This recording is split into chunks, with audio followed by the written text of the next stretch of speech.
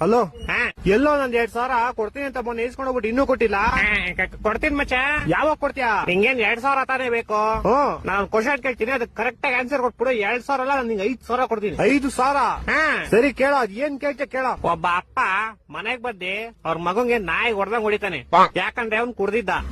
ಇವಾಗ ಇದರಲ್ಲಿ ಕುಡ್ದಿದ್ದ ಯಾರು ಹೇಳು? ಅಪ್ಪ ಮನೆಗ್ ಬಂದು ಅವ್ರ ಮಗನ್ ಕೊಡ್ದ, ಯಾಕಂದ್ರೆ ಅವ್ನ್ ಕುಡ್ದಿದ್ದ. ಇಲ್ಲ, ಅವ್ರ ಮಗ ಕುಡ್ದಿದ್ದ. ಇವಾಗ ನನ್ ಮಗ ಕುಡ್ದಿದ್ದ ಅಂದ್ರೆ ಅಪ್ಪ ಅಂತಾನೆ, ಅಪ್ಪ ಅಂದ್ರೆ ಮಗ ಅಂತಾನೆ. ಹೊಟ್ಟೆ ಎಷ್ಟು ಉರ್ಸ್ತಾವ್ರು ಹೇಳ. ಇಲ್ಲ ಕ್ವಶನ್ ಚೆನ್ನಾಗಿಲ್ಲ, ಬೇರೆ ಬೇರೆ. ಸರಿ ಅಪ್ಪ, ಆಯ್ತು. ಈ ಕ್ವಶನ್ಗೆ ನೀನ್ ಬರೀ ಹೂನಾ ಅಂತ ಆನ್ಸರ್ ಮಾಡ್ಬೇಕಷ್ಟೇ. ಆಯ್ತು ಕೇಳು. ನಿಮ್ ಮನೆಯವ್ರು ಗೊತ್ತಾ ನೀನ್ ದಿನ ದೇವಸ್ಥಾನದ ಮುಂದೆ ಕೂತ್ಕೊಂಡು ಭಿಕ್ಷೆ ಬೇಡ್ತೀಯ ಅಂತ? ಹೂ ಗೊತ್ತು. ಗೊತ್ತಾ?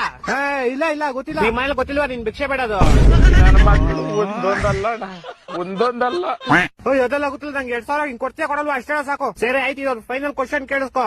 ಇದಕ್ಕೆ ನೀನ್ ಆನ್ಸರ್ ಹೇಳಿದ್ರೆ ನಿನ್ ಕಾಸು ನಿಂಗ್ ಸಿಗ್ದಂಗೆ ಅನ್ಕೋ. ಸರಿ ಆಯ್ತು ಕೇಳು. ದೇವ್ರಿಗೆ ಅಂತ ಮಾಡಿದ ಪ್ರಸಾದನ ಸ್ವಲ್ಪ ದೇವ್ರ ಮುಂದೆ ಇಟ್ಬಿಟ್ಟು ಆಮೇಲೆ ಎಲ್ಲಾರ್ಗು ಹಂಚ್ತಾರೆ. ಆದ್ರೆ ದೇವ್ರಿಗೆ ಅಂತ ಹಾಕಿದ ದುಡ್ಡನ್ನ ಸ್ವಲ್ಪ ಆದ್ಮೇಲೆ ಎಂತಕ್ಕೆ ಎಲ್ಲಾರ್ಗು ಹಂಚಲ್ಲ? ಹೌದು ಮಚ್ಚ, ಇಷ್ಟು ವರ್ಷದಿಂದ ಈ ಕ್ವಶನ್ ನನ್ ತಲೆಗ್ ಬಂದೇ ಇರ್ಲಿಲ್ಲ. ನಿನ್ ಕಾಸು ನಾನಲ್ಲ, ದೇವಸ್ಥಾನದ ಪೂಜಾರಿ ಕೊಡ್ಬೇಕು. ಹೋಗೋರ್ನ ಕೇಳು. ಹ್ಞೂ ಮಚ್ಚ, ಇವಾಗ್ಲೂ ಕೇಳ್ತೀನಿ ತಾಳು.